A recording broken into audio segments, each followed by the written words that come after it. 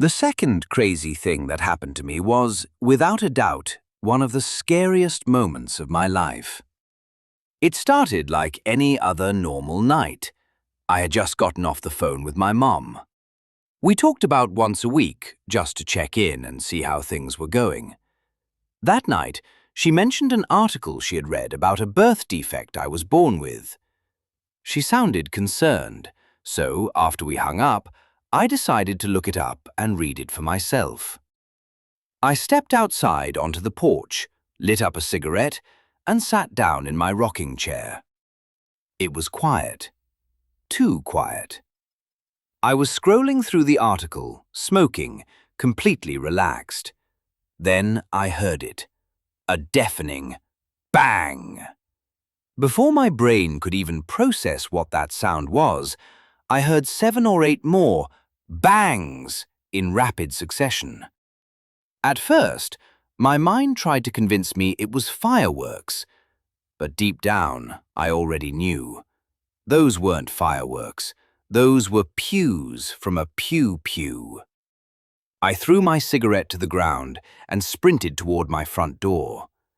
As I reached for the handle, I turned my head just in time to see a car flying past my house, 4 deep, with masked men hanging out the windows, pew-pews in their hands.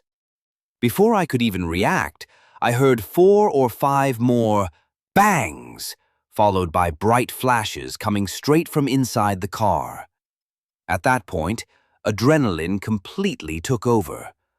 I burst through my front door and immediately started checking myself, convinced I had been hit and just couldn't feel it yet. My girlfriend came running toward me, screaming, panicked, thinking I had just been pew-pewed right in front of our house. Somehow, I wasn't hit. After a few seconds of pure shock, instinct kicked in.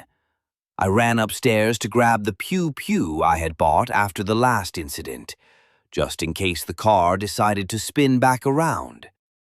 As I got upstairs, I noticed something strange. It looked smoky. At first, I thought maybe my mind was playing tricks on me.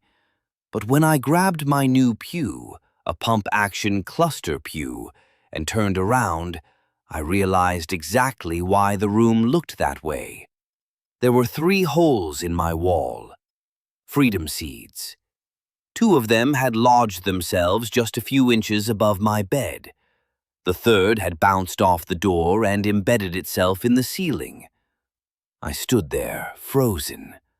I had played thousands of hours of Call of Duty, Battlefield, and watched countless war movies.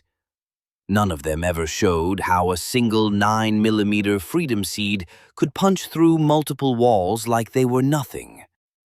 Later that night, I went outside and gave my statement to the police. When they were getting ready to leave, I asked if they were going to collect the casings or retrieve the freedom seeds from my wall for the investigation. They looked at me and said there was no point. The pew-pews were probably stolen or unregistered, so ballistics wouldn't matter. That was the moment it really sank in. I had moved to a place I had no business being in, and now I finally understood why the locals called it Afghanistan.